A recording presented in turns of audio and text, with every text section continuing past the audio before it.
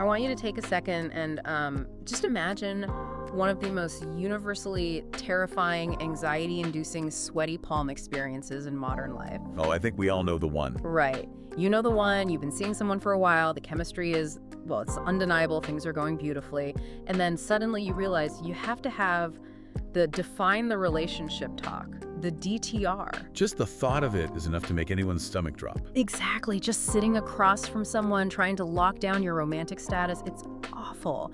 Now, I want you to take that exact same anxiety, multiply it by 10, and imagine having to navigate that incredibly delicate, high-stakes conversation in a second language. The cognitive load there it's staggering. The nuances of modern dating are already a complete minefield in your native tongue. Oh, absolutely. When you add the layer of translating your rawest emotions and worrying about using the correct verb tense while trying to read subtle cultural cues, it becomes a monumental task. It really does. You aren't just trying to win someone's heart.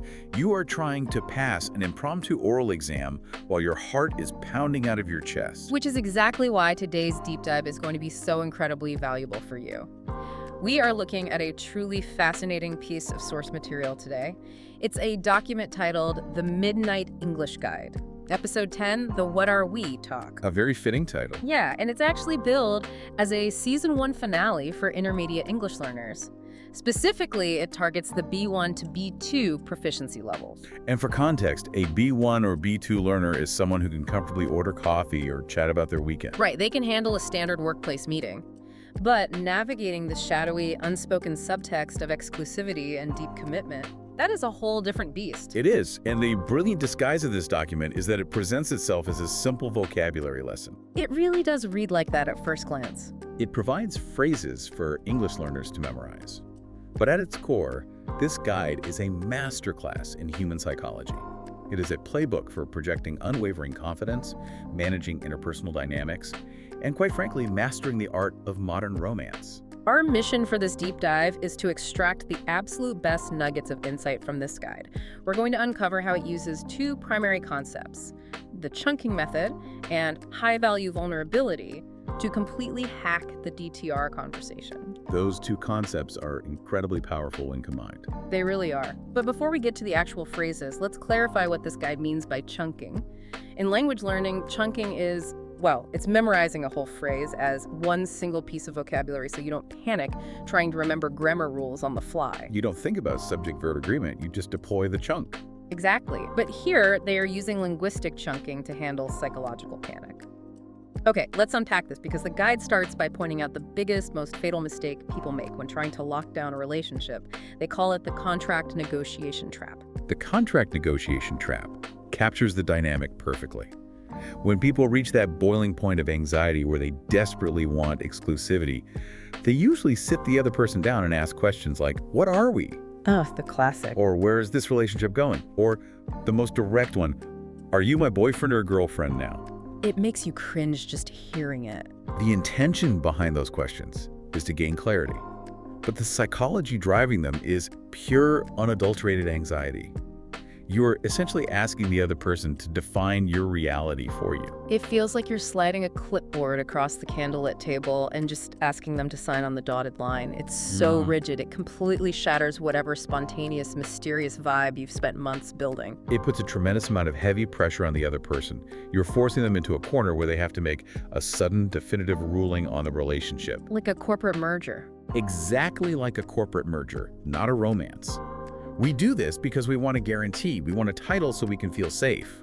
But asking for that title from a place of insecurity instantly lowers your perceived value. The guide introduces a massive paradigm shift to fix this. It states that in this Season 1 finale approach, we do not ask for a title. Instead, we start stating our standard. That is the core pivot. We move away from asking for permission to be in a relationship, and we move toward claiming what we want with absolute, unapologetic confidence. The guide breaks this down into 3 distinct phases. Let's jump in phase 1, the soft pivot, or testing the waters. To understand the soft pivot, we first have to look at the classic mistake it's designed to fix. That mistake boils down to 4 simple, panic-inducing words. We need to talk. Just hearing you say those words makes my heart rate spike. I mean, if someone sends you a text that says, "We need to talk," you spend the next 3 hours staring at the ceiling, auditing every single interaction you've had with them over the past month. You are convinced the world is ending. Complete. From a psychological standpoint, those 4 words instantly trigger a fight-or-flight response in the human brain. The amygdala gets hijacked. The listener immediately goes on the defensive. You have poisoned the environment before the conversation even begins. And for a non-native English speaker, entering a high-stress defensive conversation is a guaranteed way to lose your vocabulary and just freeze up. It is the absolute worst state to be in when you are searching for words. The solution the guide offers is the soft pivot. Instead of making it a massive formal event with heavy eye contact across a dining table, you drop a clear, positive statement about your feelings during a completely relaxed, casual moment. Timing is everything here. Right, you do it when you're lying in bed together looking at the ceiling or just taking a slow, meandering walk in the park. And this brings us to the first English phrase, or chunk, the guide recommends. Chunk number 1 is incredibly short. It's simply, "I like us." What's fascinating here is the linguistic and psychological brilliance of that tiny 2-letter word, us. It's so simple, but it changes everything. It does. For an English learner, the natural instinct is to construct a rigid textbook sentence like, "I have strong feelings for you, and I hope you like me too."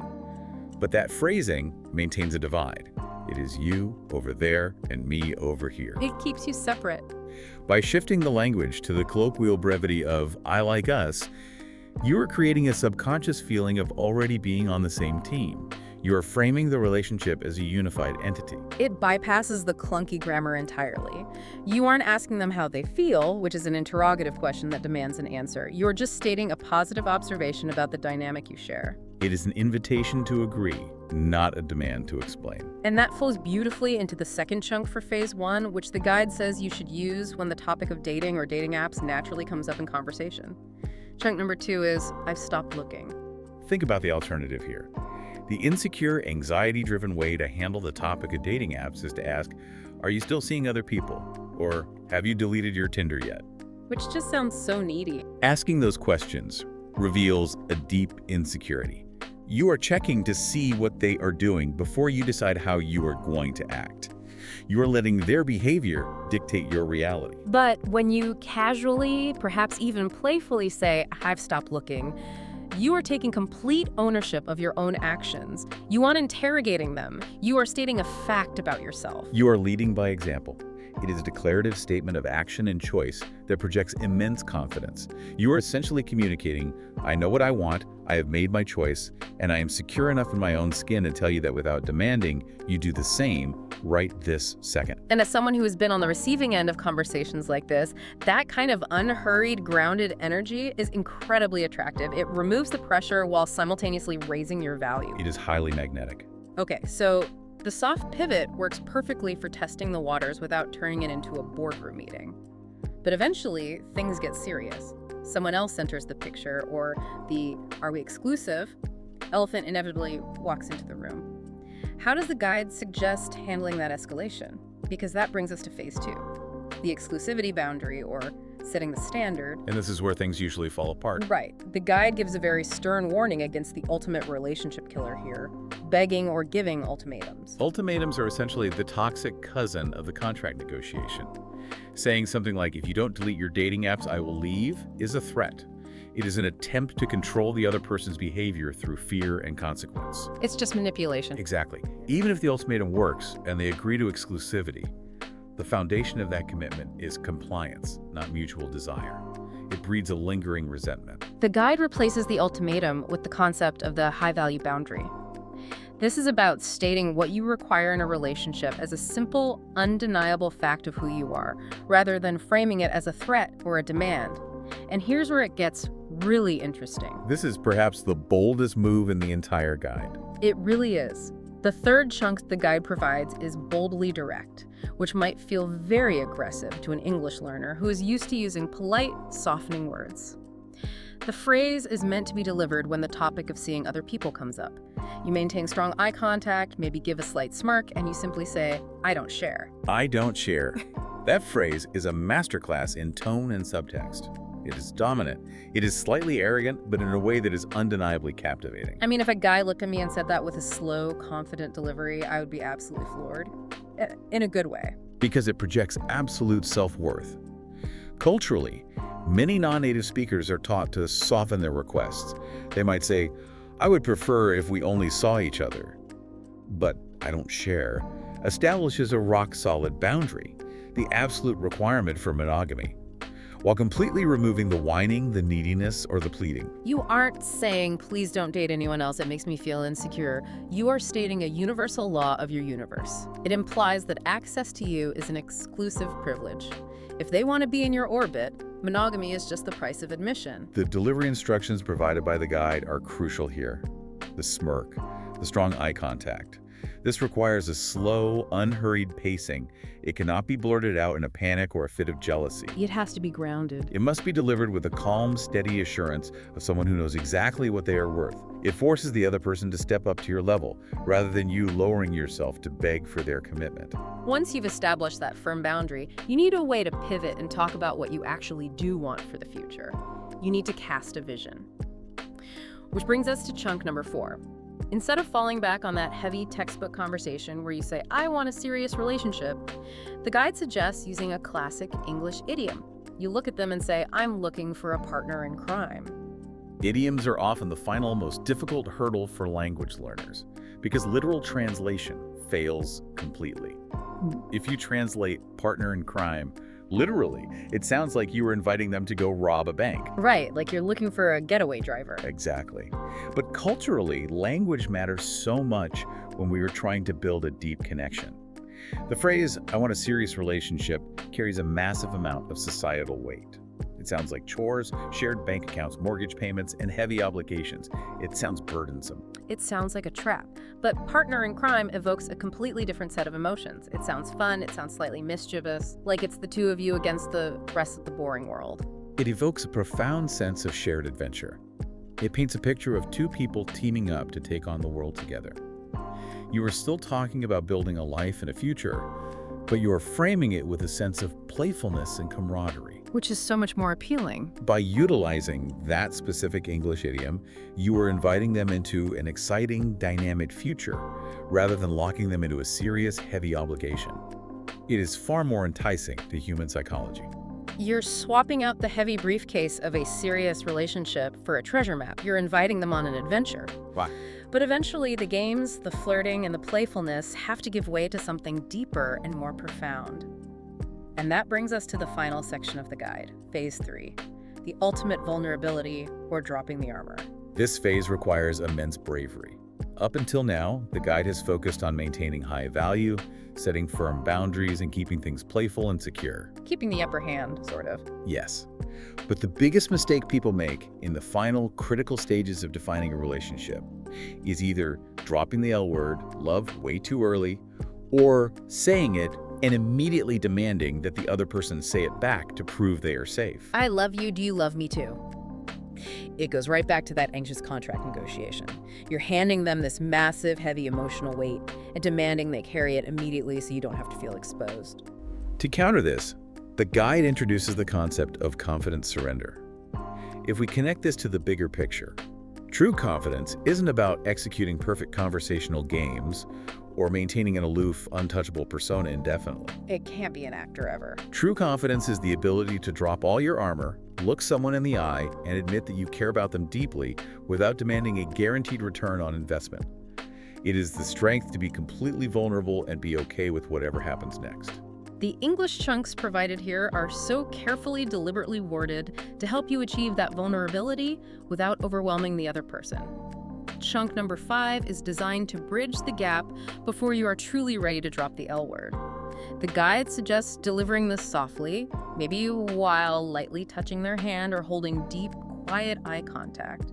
You say, "You are starting to mean a lot to me." Let's dissect the linguistic magic of those specific words. Starting to.